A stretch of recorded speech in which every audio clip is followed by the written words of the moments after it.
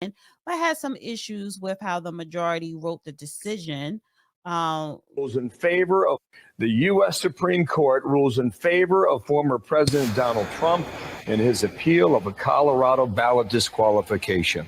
That applies to Colorado. In all likelihood, it will apply to other states as well. Okay. It applies to every state. I've been saying it. These dumbass bunnies that claim to have gone to law school obviously were sound asleep during the first year when you got into con law. There is no way in hell that there is a justification. I don't care what son of a bitch might be sitting up on the Colorado Supreme Court. They're full of it.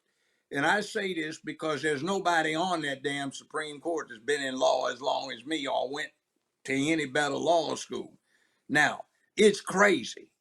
This stuff where you have too many people who don't pay a damn bit attention to constitutional law as it applies to ordinary people in their relationship with the government. We've gotten too deep into that. Too many ideologues sit on these appellate courts. There is no justification for anything other than what the Supreme Court unanimously did, which is at the core issue. Nevada has no damn jurisdiction. I'm not Nevada. Colorado has no damn jurisdiction to make a determination as to whether somebody's qualified to run for president.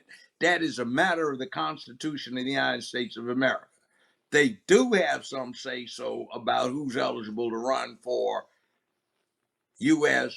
House of Representatives and U.S. Senate, so long as they match the general ones in the Constitution, which is you have to be 30 to be a U.S. Senator. You have to be 25 to be a member of the U.S. House of Representatives. Mm-hmm. Now, past that and some other stuff that's required by Constitution, it is reserved to the states to make the specification. For president and vice president, states ain't got crap to do to say with the qualifications. That's up to the feds, all right, and the Constitution of the United States. The other thing is in the 14th Amendment is due process of law.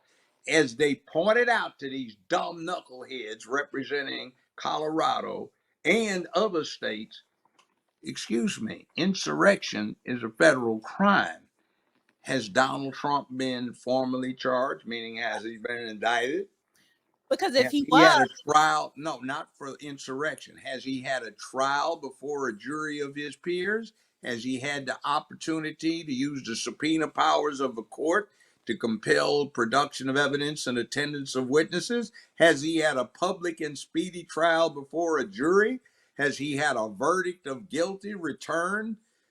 Has he had the opportunity to have an appeal? Answer, no. Well, then how the hell are you going to act like due process of law has accrued to this human who is a citizen of the United States of America, who is at least nominally qualified to be president, who in fact has at one time been president of the United States, so his qualifications technically as set forth in the Constitution are impeccable. Whether or not you agree with the wisdom of putting him in, he's qualified. So Colorado doesn't have shit to say about this because there's been no due process law. Well, all these people said, so damn what? An open and public speedy trial before a jury of your peers, a proof beyond a reasonable doubt that somebody is guilty of a criminal offense. There ain't been one charge, there ain't been a trial, there ain't been an appeal, no due process of law, so you're going to deprive somebody of their rights. What kind of fascist bastard do you think you are that you can come up and say that with a straight face without having shame for being so stupid as to understand the difference between the United States and damn near everywhere else is there's a thing called due process of law. Now, that's it. Question. Because people, the people on the left are so upset, blah, blah, blah. God damn, if they need to learn how to be Americans, and they should have learned this in the 5th damn grade. Right. So question. So the thing is, listen, without the average person not knowing all that, what they should know, first of all, if he was never convicted of anything, he was never had a trial in the federal government or nothing like that. So the state had no right to try to take him off the ballot. So right. So legally, of course, the Supreme Court justices did the right thing by upholding the law because he did not break the law. He not only he did not break the law, he wasn't charged with breaking the law. Right. In other words, he's a no good thieving bastard. Well, has he been charged? Well, we Just know he's a thieving bastard. opinion. Right, which is Well, somebody's opinion. So now, and what they're trying to do now in society is use if you're popular or not, if you're likable or not, you know what I'm saying, to hold charges or to convict you of a crime by public judgment. yeah, see, that's called a lynch mob. Right. And see, that's not how America works. We have had lynch mobs, and now trial by newspaper, but that's not how it works. Yeah, that's what So yeah. that's where people have to get over your damn feelings and deal with the fact that you have a right to express your damn feelings because of certain rules. So if you want to get rid of your rights where they can put you on the wall or in the gulag because you had the nerve to say something, then you need to get away from it. And see, the other thing too about the whole damn January 6th, even if he did every damn thing they said he did, he has broken no law. The U.S. Supreme Court for 235 years has been dealing with these things.